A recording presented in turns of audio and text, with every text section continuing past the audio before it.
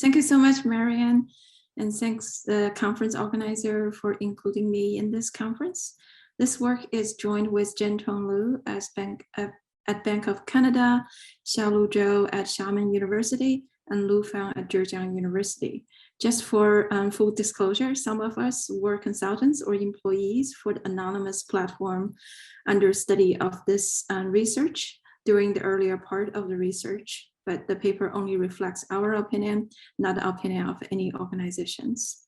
So this work is still, I would say we're still ongoing and try to revise it before submitting to a journal. So we would appreciate any comments, questions, suggestions you may have on this topic. So as you know, online marketplace has become more and more relevant for individual consumers. Sure. And because of that, whoops, Marianne? It's okay. I had a problem. I don't know if it was my problem or everyone's with the rendering of the slide, but it's working now. Oh, it's working now? Okay. Okay. Yeah. Just as a motivation, we know individual consumers are increasingly using online marketplaces for shopping. And we also see many brands are opening direct selling stores in online marketplaces. For example, this Fortune article says that Apple starts selling new iPhones, iPads, and watches through Amazon as a direct seller. And on the below panel left, Gucci has opened 2 flagship stores on Alibaba's luxury platform. And on the right, Unilever, which is a manufacturer of many well-known brands, have launched a flagship on JD.com. So these are just a few examples that well-known brands, even in offline markets, have opened direct selling stores online. However, if you look at other brands, some of them actually resist the trend or have changed their mind. For example, on the left, I'm showing that a number of luxury brands in cosmetics, they actually don't want to list their own items on Amazon. Not only so, they actually want to make sure that other sellers are not selling their products on Amazon as well. So they eventually seek the legal protection from European, and I think the European court has given that protection to luxury brands on Amazon in Europe, but not in other parts of the world. On the right, you can see that Nike had some contract with Amazon some years ago, but decides to not continue that contract recently. So these are just a few examples that some brands may feel reluctant to join online marketplace, or even after they have joined, they have changed their mind.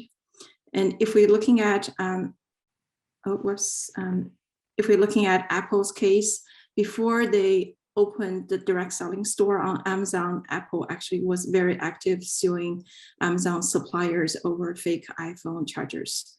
So all these examples try to highlight some, I would say, probably diverging financial interest between brands, marketplaces, online marketplaces, as well as other sellers and consumers. So in this paper, we try to understand what happens when the brand opens a flagship store in an online marketplace. And we want to understand how that changes the financial interest for the brand, for other sellers on the same marketplace, for the online platform itself, and for consumers. And we also want to simulate what happens if the flagship entry also comes with some restriction on other sellers. Just to be clear, the platform we studied did not impose any restriction on other sellers. So this is a hypothetical calculation, but we think the hypothetical calculation would be important way to highlight the potential different interests among different parties in this question. So exactly what we do, we use detailed data from an anonymous online marketplace. We focus on a particular category. We're going to call it category A. This is a leading category in the cosmetics. We use the category A data to estimate demand and supply for flagship stores, for B2C sellers of the same brand, for C2C sellers of the same brand, as well as for sellers of other brands. And based on the demand and supply estimation, we conducted a few counterfactual experiments. For example, we simulate the welfare effects of a new flagship entry store. Okay, we also simulate the welfare effects of a flagship entry plus some seller restrictions. Again, these are hypothetical, but hopefully our simulation would give you good insights of what happened in this space. So,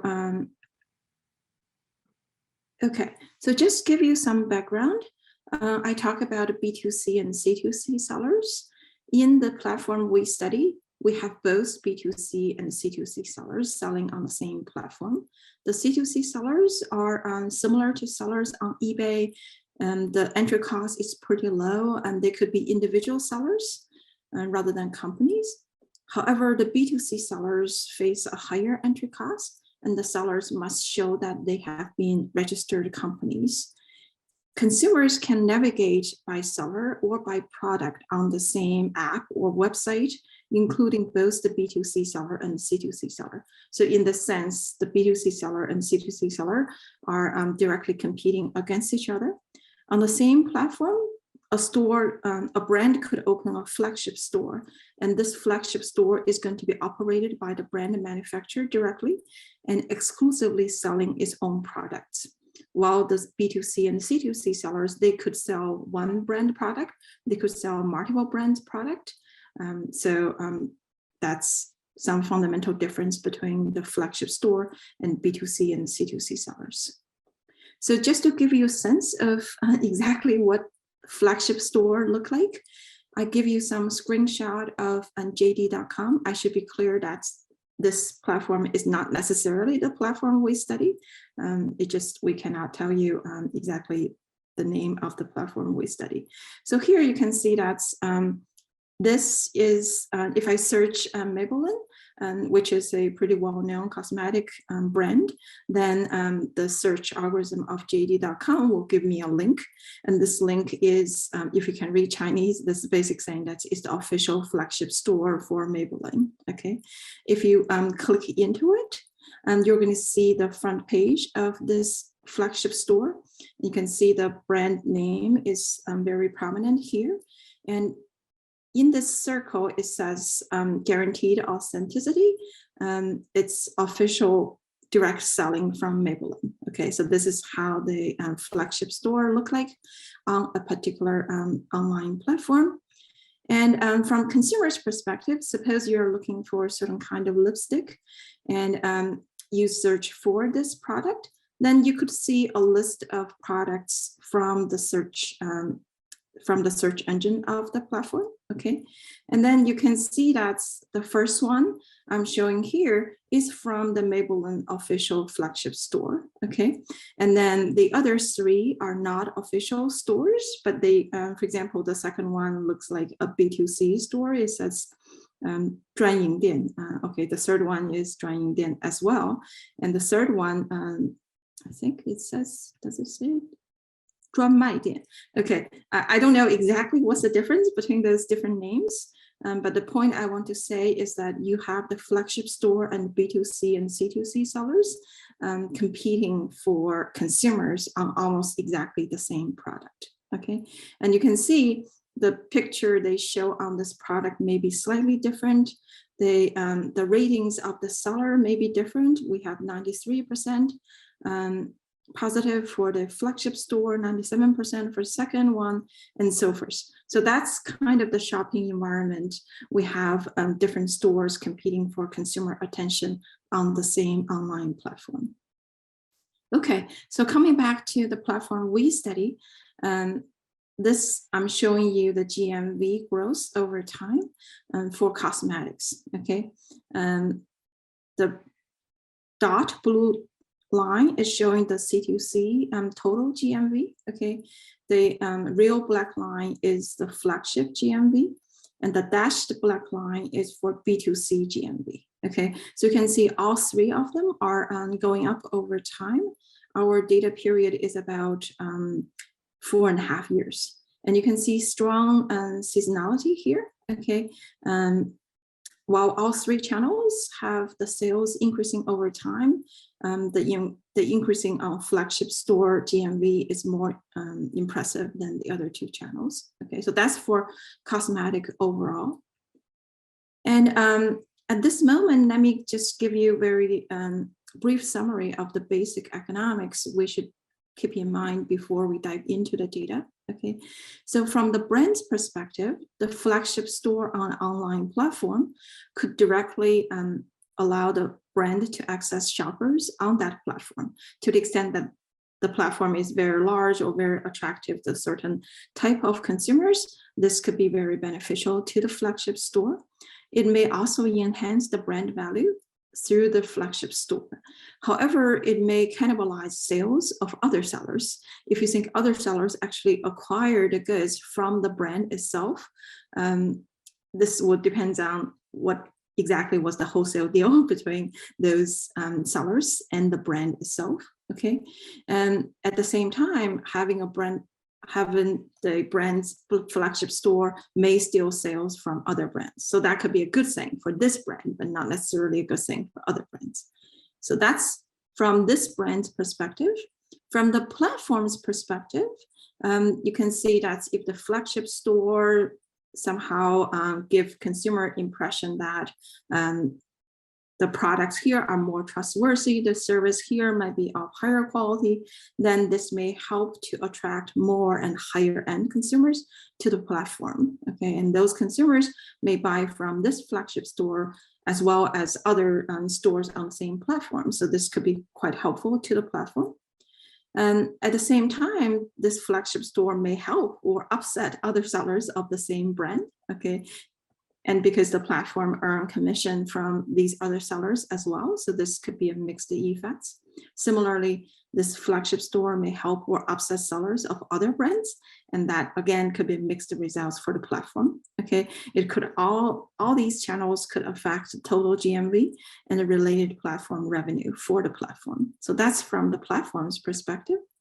Then from the consumer's perspective, assuming that everything else remained the same, then having one more Flagship Store would expand the choice set of the consumer, which should be welcomed by consumers. This would also reshape the price competition, both within and across brands. And that could be good or bad for consumers, depending on exactly how the price competition turns out. Some consumers may update their belief on the quality of other sellers after this brand has opened a Flagship Store. We will try to capture that empirically later on in the data. Okay, and in the long run, this could attract or drive away other sellers depending on the spillover between this brand's Flagship Store and other sellers and other brands. So the consumers may find the platform more or less attractive as the supply side shuffles itself. So you can see from the brand's perspective, from the platform's perspective, and from consumers' perspective, we could see many mixed results here. Okay, and that's exactly the point that why we want to do an empirical exercise and try to sort of tease out the different effects in this context. So this obviously related to the demand and supply of differentiated products literature in IO. It also related to the marketing literature about multi-channel, multi-brand retail. Okay, on the third, we know in economics there are some literature about unauthorized sales, and we have some seminal theoretical paper from Grossman and Shapiro. There are also some empirical paper from E. Chen. So all these literatures are somewhat related to our context. So our finding, just in summary, we show that the flagship entry tends to be a win-win-win outcome most of the time. From consumers' perspective, the flagship entry has intensified price competition and has increased the product variety and changed consumer perception of product quality.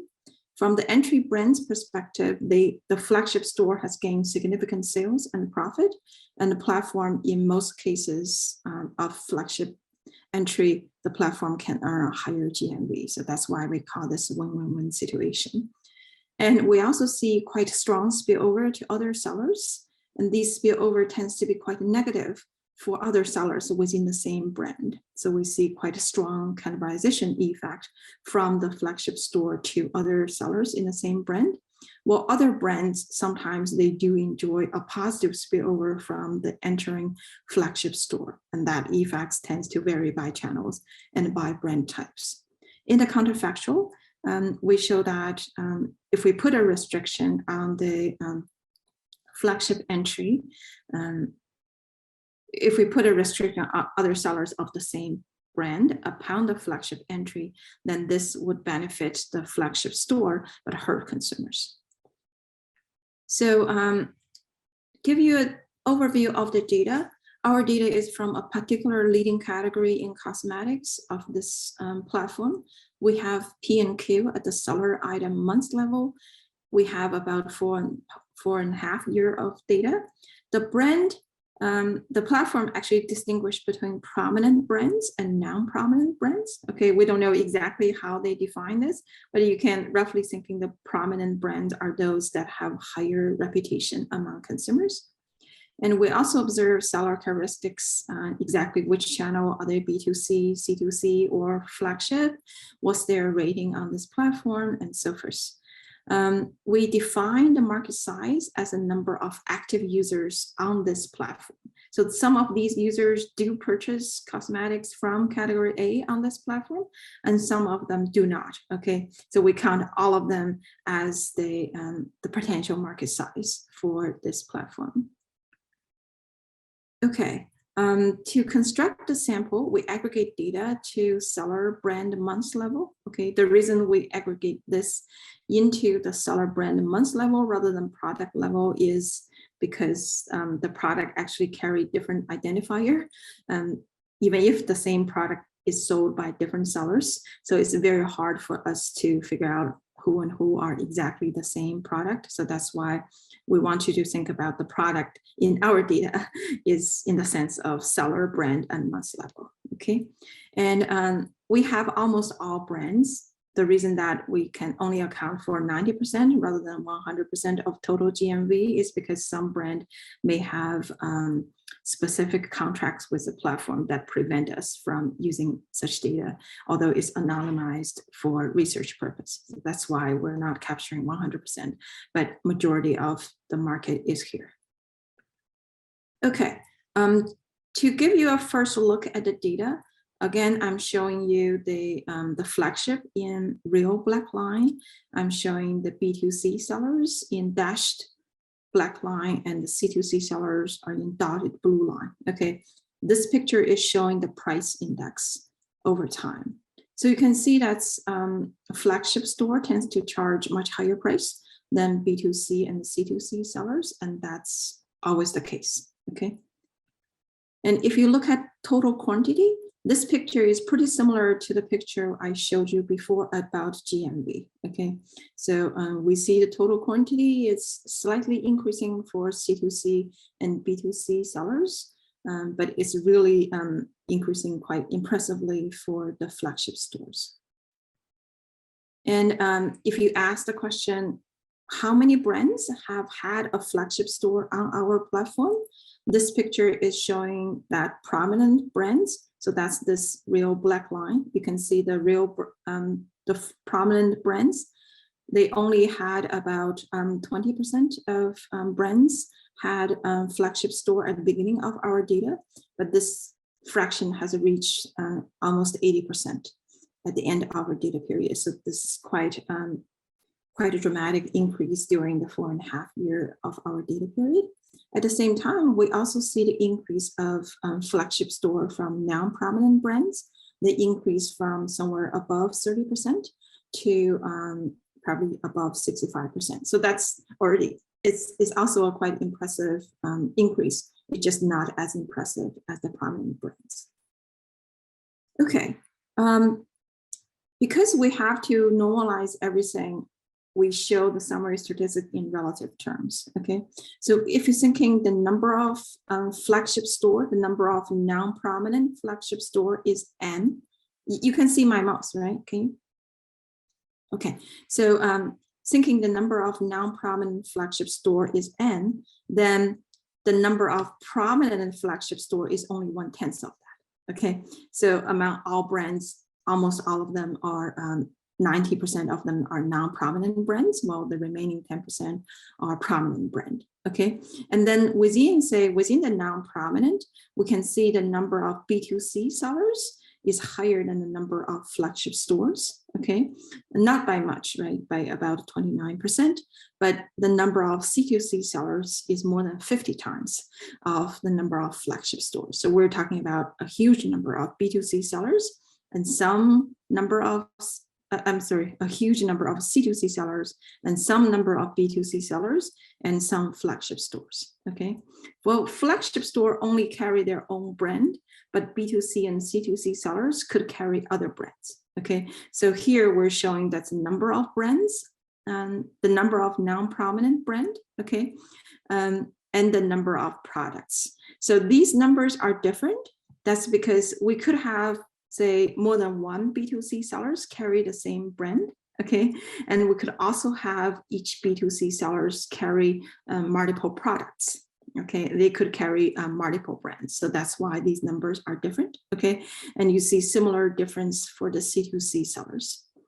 If we look at the same number on prominent brands, again, the number of prominent flagship store is much smaller, but we also see a huge number of C2C sellers. They're almost like 19, I would say this is 19N, right? This is 0.1N. So that means the C2C sellers is probably 190 times of the number of flagship stores for a prominent brand. So that's a huge difference, okay?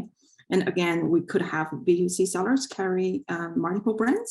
We could have multiple B2C sellers carrying the same brand. So that's why these numbers are different. If you look at the price, if we normalize the price of non-prominent flagship store as P, then you can see the C2C seller and B2C seller tends to charge slightly lower price, okay? But if you look at the prominent flagship store, their average price is more than double of the flagship store in non-prominent brands. And the price of C2C seller and B2C seller for prominent brand are significantly lower than the prominent brand. Okay, so last column is the average quantity per seller, okay? If we normalize the quantity sold in non-prominent flagship store as Q, then you can see on average, each C2C seller only sell about 1% of that Q as compared to the flagship store, while the B2C sellers sell about 1/10 of that quantity as compared to the flagship store. So there's a huge quantity difference between the flagship store and non-flagship store. And you see that difference even more salient for prominent brands. That's prominent flagship stores sell a lot of Q, while each single C2C seller and B2C seller on prominent brand sell much less. Okay, so that's kind of the overall data pattern in our study. Okay, so on the demand system, what are we thinking? The demand system is kind of a typical and discrete choice model, right? But we look at this as a 3-level lesson logic.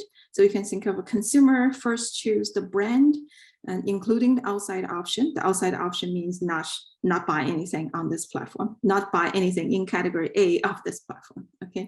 And then once they choose which brand to focus on, they could choose the channel. Okay, so that channel could be a flagship store, could be B2C, could be C2C, or flagship store can only be 1 or 0. But for B2C and C2C sellers, there could be multiple B2C sellers and multiple C2C sellers. So the 3rd level is for seller choice.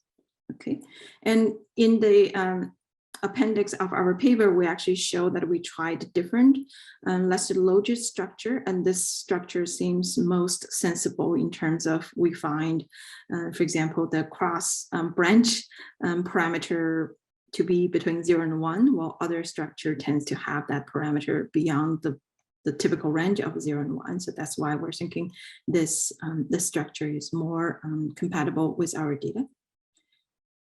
And our estimation is pretty standard, thinking about a utility of product J to consumer I at market T.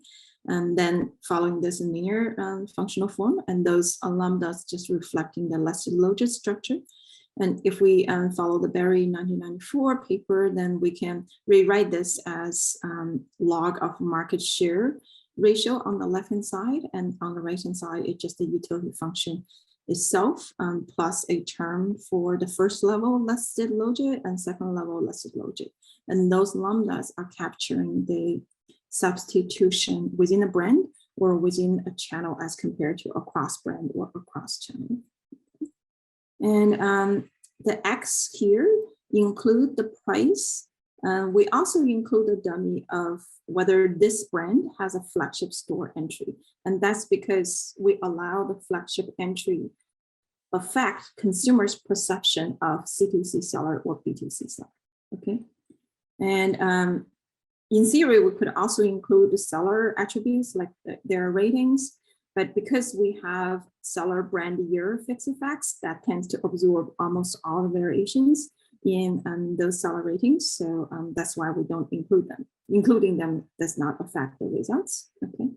Let me move this bar. It's sort of hard to see. Okay, so we also include the year months fixed effects, given that the whole platform has been developing quite dramatically over time. Okay, and some of those units of seller brand months have 0 sales. So we focus on the products that have very few 0 sales to identify the coefficients. Okay, and we run this linear regression for each brand type and channel separately. So we literally run 6 regressions rather than 1 regression. So this would allow the lambdas to be different for each brand type and channel combination. So that would be in theory more flexible than traditional nested logit. So that's basically the demand side. And at this moment, probably all of you are thinking about G, and the flagship entry could be endogenous and how we control for it. We already controlled for seller brand year fixed effects. Okay, so to the extent that the brand has different strategy of competition this year versus next year, that's already controlled for by the seller brand year fixed effects. So our assumption is that within a year, exactly when the flagship entry occurs is exogenous. And of course, this is an assumption, and we actually have done a lot of tests in the paper to see, is that true? That's more profitable brands are likely to enter early. The answer is no. Is that true? That's we actually see a different trend of the flagship store fixed effects within the year, depending on the time of entry. The answer is no. So I think we're pretty confident from the statistical evidence that our assumption of entry time within a year is exogenous, is reasonable. In addition to the flagship entry potential endogeneity, obviously the price will be endogenous. The market share on the right-hand side will be endogenous. So we're using Arenano bound method to correct for their potential endogeneity. We actually test whether the error term to be AR1 or AR2 or AR3, and we find that's it is AR3. Okay, the model rejects AR1 and AR2. So we basically use the lag, price, and share as instruments. So because we allow AR3, so that means we basically use the price and share more than 4 months ago as the instruments for the current price and share. Okay, and we try the BLP instruments for price and market share, but they do not work just because the market features frequent and random entry and exit.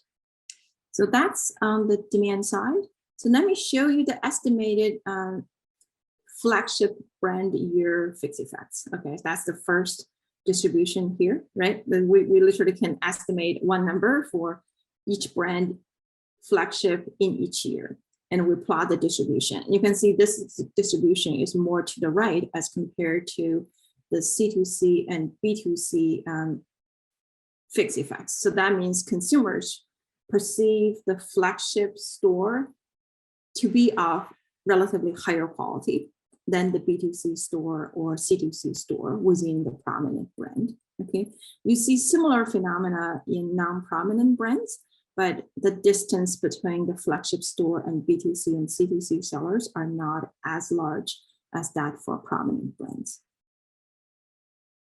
And we can also decompose the demand residual into the product fixed effects, okay, and also the time fixed effects. The reason we do this is because that would allow us to, whoops, let me just.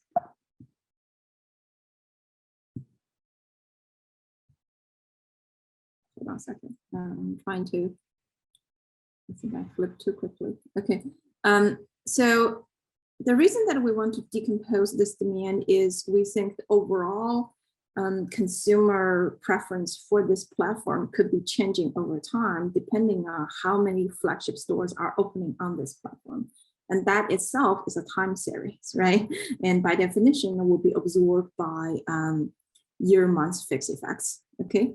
So that's, in other words, will be in our fixed effects residuals. So we can decompose this by saying that let's control for the seasonality, let's control for the brand and seller fixed effects, and allow this to be a function of number of prominent flagship stores on the platform, as well as a function of non-prominent flagship stores on the platform, okay?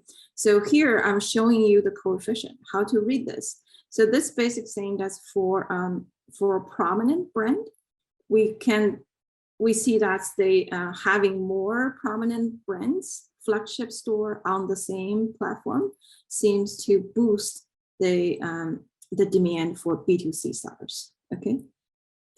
To boost the demand of B2C sellers of prominent brands, okay? It also boosts the B2C sellers demand of non-prominent brand, but not as much, okay?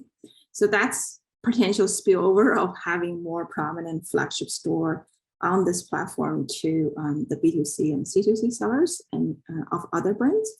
We see even more spillover, even more positive spillover effects from the number of non-prominent brand flagship store on the platform. So this, the bottom panel basic saying that's when the platform has more non-prominent brand flagship store, then both the prominent brands and non-prominent brands actually see some positive spillovers from that. Okay, so this could imply that maybe consumers find the platform more attractive when the platform have more prominent and non-prominent flagship stores over time.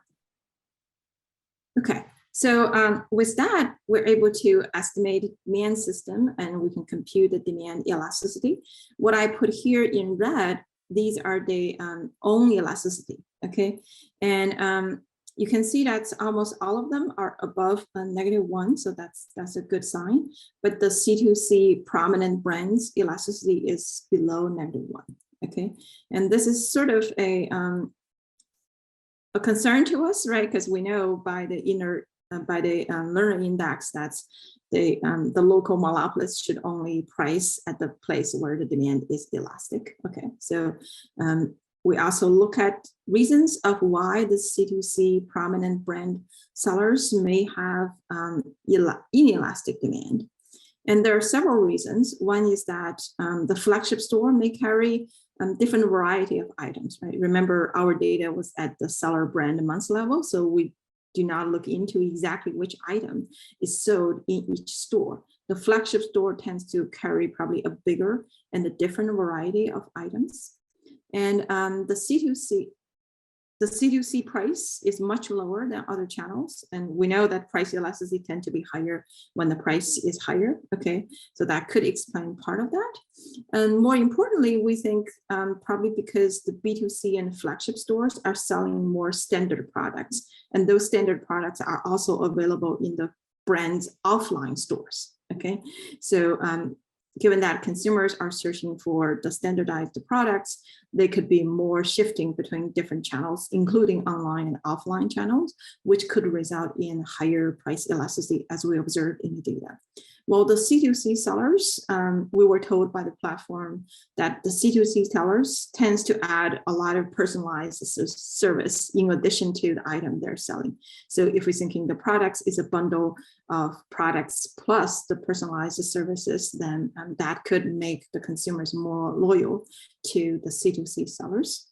In addition, we also aware of the possibility that the C2C sellers may sell those, for example, the prominent brand products, but they only sell a very few number of them, okay? So they actually use these as a loss leader to attract consumers. And if that's the case, then that could be reflecting a lower price elasticity in the data. So that's for the price elasticity. On the supply side, it's pretty typical, except that now we allow the flagship store also incorporate the profits of the B2C and C2C sellers. And that's because the brand itself may have wholesale deals with those B2C and C2C sellers, right? So they probably want the B2C and C2C sellers to sell their products to some extent because they earn extra revenue from the wholesale sales to those sellers. So here we write the profit function of the flagship store as not only their own profit, but also the profit of the B2C sellers and the C2C sellers. And those phi's are trying to capture to what extent the flagship store actually care about the profits of those other sellers in the same brand. So this would lead to a first order condition that's a little more complicated than just diagonal, okay? And we use this to back out the marginal cost. Okay, so I'm showing you the supply side results here, okay? You can see in the first panel, the estimates of those phi's are very close to zero, which implies that a flagship store actually don't care about how much the profit B2C and C2C sellers are earning. And we are able to back out the marginal cost and the markup. The marginal cost you can see is estimated to be much higher for flagship store than for the B2C sellers, and some C2C sellers of prominent brands even estimated to have a negative marginal cost, and that's because the price elasticity is less than -1. Okay, and there are reasons of. Whoops, I think I'm over clicking. Okay, so so again, we sort of think a little bit about like why we see such a big difference of the marginal cost. And below are the few reasons we can think of. The first is the high flagship marginal cost could be due to the bigger variety and higher quality items and higher quality services provided by the flagship stores. It could also reflect the opportunity cost of business dealing between the online flagship store and the offline flagship store, okay? So I think it's quite common for flagship store to set the same price for the online store versus the offline store. So that means that if they lower the price, they actually would have the sales shifting from the offline to online. So that could reflect a pretty high price elasticity here, and that would translate into a lower markup and higher marginal cost. Okay, and the negative C2C marginal cost is caused by inelastic demand of C2C sellers, and some may argue that C2C sellers may have marginal cost below the typical marginal cost because they may receive a Christmas gift and they just turn around and try to sell the same thing on the platform. So their marginal cost might be lower than the typical acquisition cost on the wholesale market. So anyway, that's the supply side. And we have to address the inelastic products and negative marginal costs before we simulate our results. So we end up using a reduced form price cap to try to capture the pricing behavior of C2C sellers in prominent brands. So that's on the supply side. So you're almost out of time. Okay, yeah. So let me just say, yeah, I will try to wrap up. So with those demand and supply estimates, we basically run two counterfactuals, right? The baseline counterfactual is we're just simulating, okay, a brand that does not own a flagship store as of June 2018. What happens if they open one? And we also say, what if that flagship store entry also come with some restriction on the third-party sellers? The restrictions you can think of, we ban all the other third-party sellers of the same brand, where we only allow 10% of the top sellers to remain, okay? So let me just show you I'm going to skip the result. Well, this picture is basically showing that the flagship entry is going to have a huge cannibalization of the B2C sellers of the same brand, and also have some cannibalization on the C2C sellers of the same brand, but they may spill over to other brands. Okay, and let me just show you the consumer surplus change. In our simulations, we're able to simulate hundreds of flagship store entries. So this picture is for the prominent brand.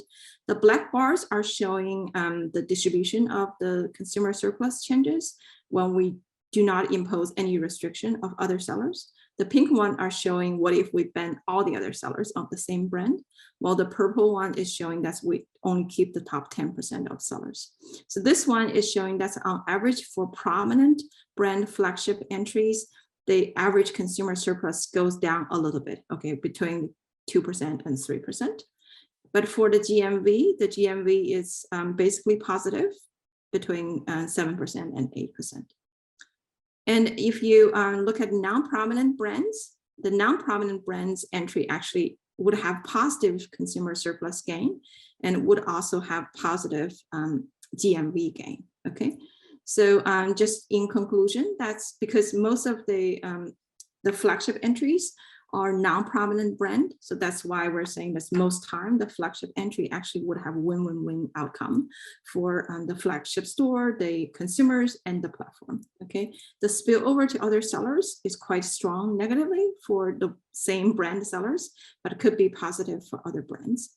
And the counterfactual, if you compare the picture I just showed you, that's typically put some restriction on other sellers, going to help the brand, but going to reduce the consumer surplus. So at the end, I want you to realize that our study has a number of limitations.